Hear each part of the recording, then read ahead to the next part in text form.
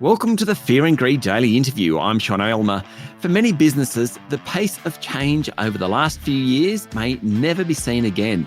A pandemic forcing everyone to work from home, businesses in hibernation or pivoting into new areas, the boom in e-commerce, the rapid shift away from cash.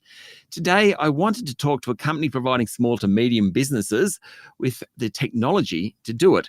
One that a lot of Australians would be familiar with, not just because of the white card readers in every second shop and cafe, but also because Square was a buyer of Afterpay last year. Sam Hussain-Letch is the head of payment partnerships and industry relations at Square, which is a supporter of this podcast. Sam, welcome to Fear and Greed.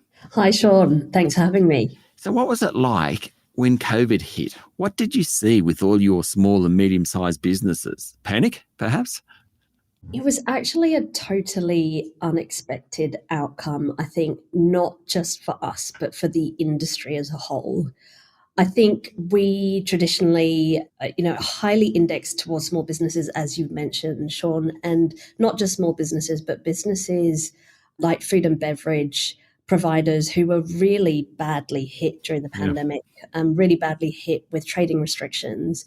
And I think what surprised us all is the resilience of these businesses and the continued growth and pivoting that we saw from these businesses as well. And stores that, retailers and food retailers, they somehow managed to pivot from being a takeaway or a restaurant to actually providing goods to people in their homes, which I think was one of the more remarkable things that happened during COVID. I have to totally agree. It was remarkable to see how some of these businesses really pivoted from what their core was to be able to really survive the pandemic. And I can share a couple of examples if you like. Yeah, please do.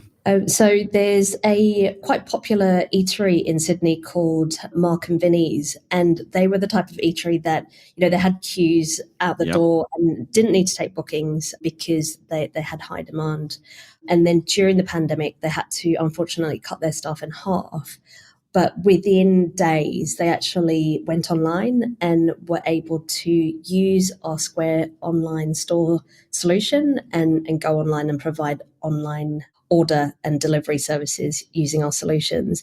And that really allowed them to keep 50% of their staff on and allow them to continue to trade during the pandemic. And that's just one example of many where, we saw these really remarkable shifts and even businesses like hairdressers, how do you continue to operate during trading restrictions? And we saw some of our sellers actually pivot to selling goods online, and that now that doors are back open and everyone's getting their hair cut, they're still offering those goods online and have moved to not just face-to-face but now online channel as well.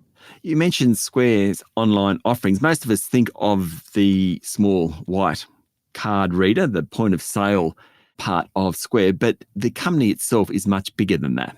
That's absolutely right. And we are best recognised for the little square white reader. But since we launched and since we launched in Australia in 2009, we offer a lot more than the little square white reader. We've expanded our offerings in hardware, so we have a much larger range of hardware for sellers to use depending on what their needs are. We also have a really broad selection of software as well to help sellers run their business. And we've also expanded into financial services in Australia as well. So we launched Square Loans last year. So we have what we call a broad ecosystem of solutions that either we're developing ourselves first party or we're partnering with third parties who do it best, like accounting software, for example, with Xero. And we are providing that solution because we know that businesses really need one platform, or it would really help them simplify running their business if they had one platform to do that. Okay, so just the hardware, I understand. The software, not the loans, but the software, that is more about managing your business, is it? You use the Xero example. Yeah, that's right. So I heard a stat last week, actually, that was really interesting. So small businesses on average have 50 different providers that they use to run their business. And that's just staggering if you think about, you're a small business, you're a bakery, you're an expert in baking amazing goods, but you also have to be an expert in logistics and running 50 different relationships. And that's really complex. So what we do with our software is try and simplify that and provide software, for example, like managing your teams and managing their rosters or managing your inventory. And so we have all different types of software like managing marketing, which we've released recently, or managing loyalty programs, so that we allow sellers to really simplify how they're running their business all on one platform. So it's all integrated and they can see how their business is performing looking at one platform. Okay, so COVID, I'd imagine, in a sense, was a good thing for providers like yourself, because certainly cash disappeared in many instances, so people had to go online for payment systems, but it also pushes small and medium-sized business into that ecosystem you're talking about. We saw this huge acceleration of businesses moving away from cash. And, there was obviously a need to do that with the pandemic and health reasons. And so, we did see growth in our business from that. In fact, we ran a report on the growth in cashless businesses. And I think we're now seeing 1 in 4 businesses in Australia operating as completely cashless, which is quite staggering, which I think it was less than half of that pre-pandemic. Yeah. So going back to one of your earlier questions, it was an unintentional impact that we saw during COVID, where we saw actually growth in the use of our tools.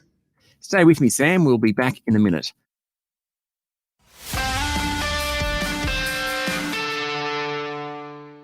My guest this morning is Sam Hussain-Letch from Square.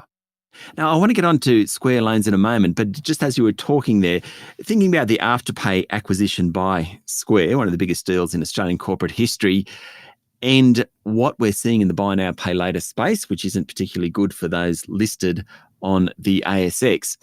If your offering is well beyond a traditional buy now, pay later offering, so you have a much broader range of services that you can provide, presumably you're confident the outlook for you is much stronger than some of the pure buy now, pay later guys.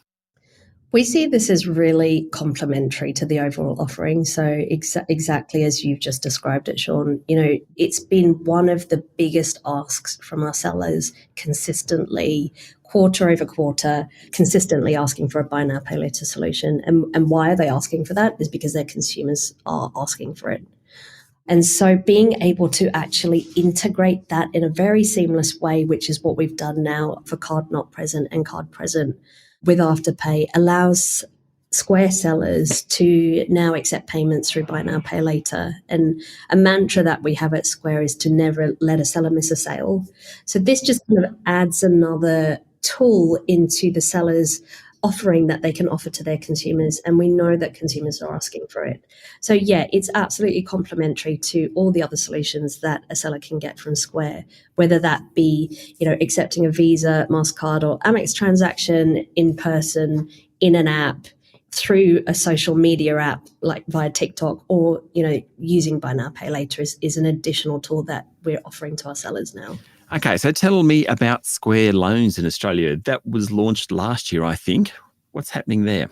That's right. We launched Square Loans in May last year. And if you recall, we were kind of coming out of one of the many lockdowns. And so the timing was very intentional, where we were offering a loan solution to sellers who were looking to kind of grow back their business post all of the lockdowns that we experienced.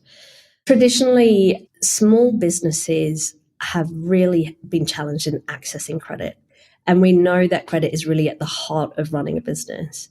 And it's been very challenging not only to access that credit from traditional lenders, but when they are able to access it, it's a very laborious process where they have to complete reams and reams of paperwork and often provide security like their home against a loan that might be quite small. And either they're not comfortable doing that or they don't have the option to do that. And so what we've done with our loans product is we're actually using the data that we have on our sellers. So we process thousands and thousands of payments data a day, and we're using that data to identify when a seller becomes eligible for a loan. So if you're a seller and you become eligible, you're looking at your Square dashboard and you see an offer. It's up to then the seller to look at that offer and decide whether they want to take it up and apply for a loan.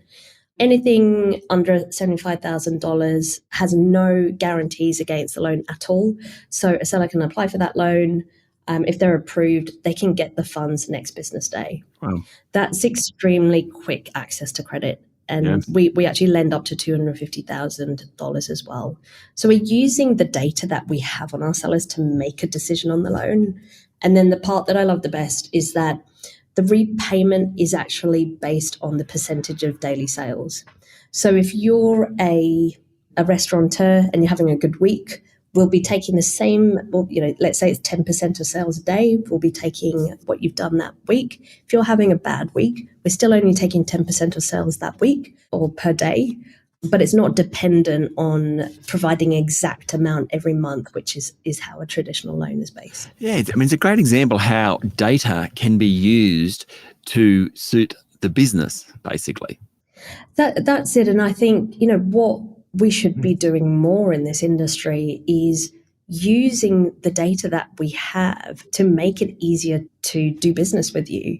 And, we're using the data that we have on these sellers. We're not asking them to then provide additional data on top of that. And we're confident that we have the right amount of data to make a responsible lending decision.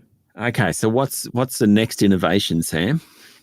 We're always looking for what's next. We really pride ourselves on listening to our sellers, looking at how we meet their needs. We know that cash flow management is a huge pain point because we've been blown away by the uptake on Square loans.